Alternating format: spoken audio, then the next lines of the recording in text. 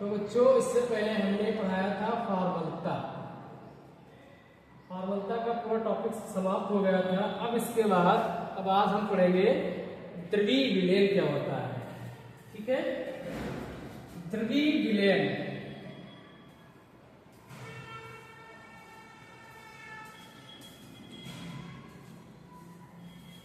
द्रवीय विलयन किसे कहते हैं? जहां पर विलायक को क्या कर दिया जाए? फिक्स कर दिया जाए। विलायक को क्या कर दिया जाए? फिक्स कर दिया जाए। और विलायक को जब विलायक को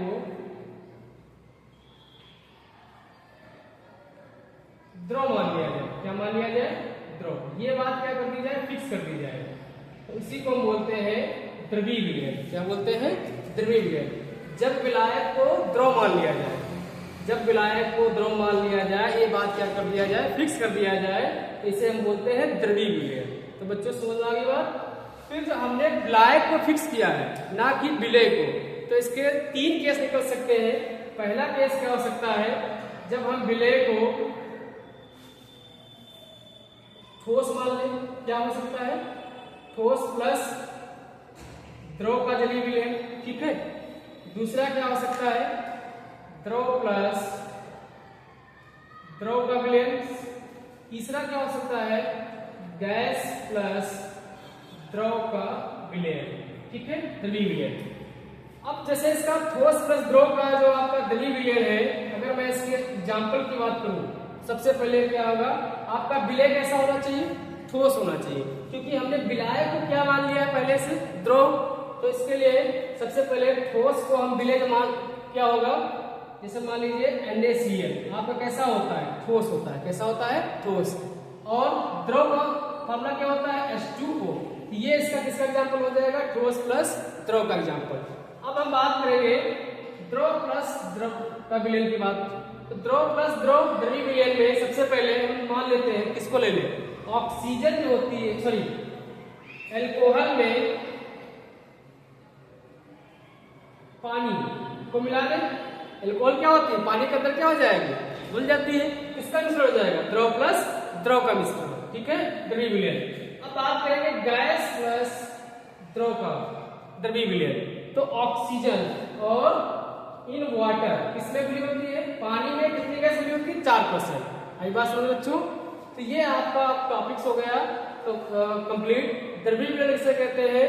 जब विलायक को द्रव मान लिया जाए। जब विलायक को क्या मान लिया जाए?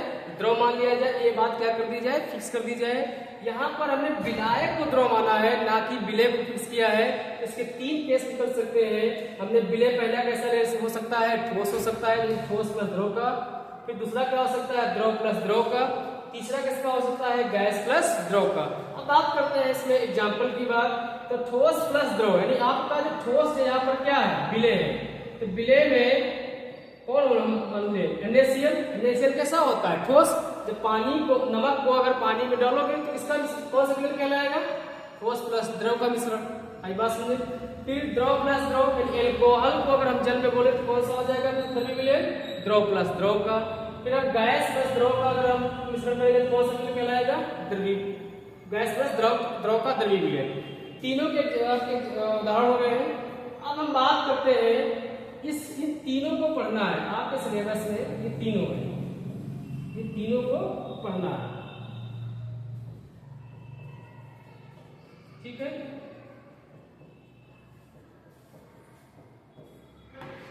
अब सबसे पहला हम टॉपिक पढ़ेंगे ठोस प्लस द्रव का द्रवीय विलयन। ठोस प्लस द्रव का द्रवीय विलयन इस तरह।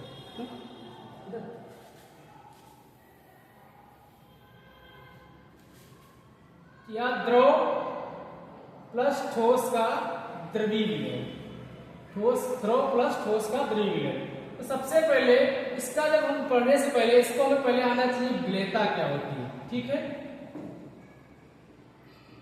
विलयता क्या होती है और किसका विलयता हम पढ़ेंगे? द्रव प्लस द्रव में ठोस की विलयता। द्रव में ठोस की विलयता। द्रव में ठोस की विलयता क्या होता है? इसको हमने पहले क्लास हाई स्कूल में पढ़ रखा है। और इसके दो मेथड होते हैं।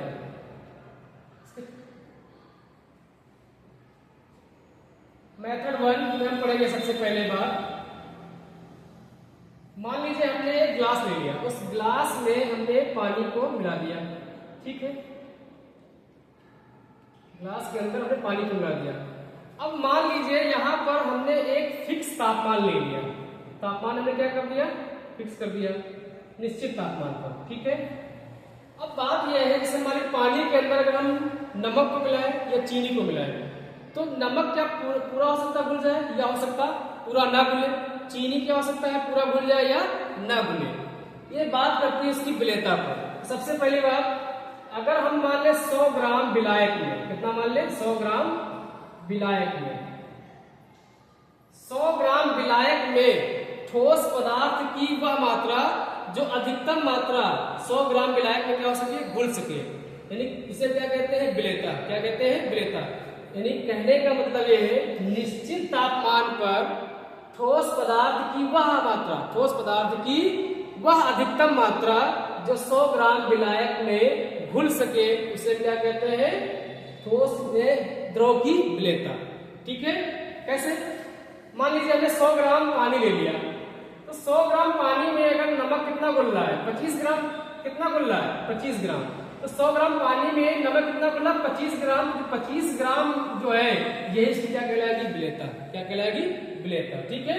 कहने का मतलब किसी निश्चित तापमान पर ठोस पदार्थ की वह अधिकतम मात्रा जो 100 ग्राम विलायक में घुल सके, उसे क्या कहते हैं, विलेयता। क्या कहते हैं, विलेयता, ठीक है। अब इसका हम सेकंड मेथड पढ़ना चाह रहे हैं। फर्स्ट मेथड आपने ये सीख लिया कि 100 ग्राम एक निश्चित तापमान पर ठोस पदार्थ की वह अधिकतम मात्रा जो 100 ग्राम विलायक में क्या हो सके, घुल सके।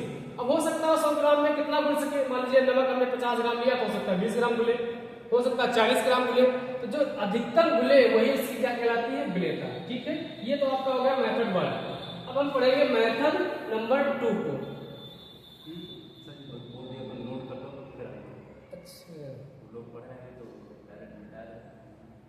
अच्छा, पढ़ रहे हैं लाइव में,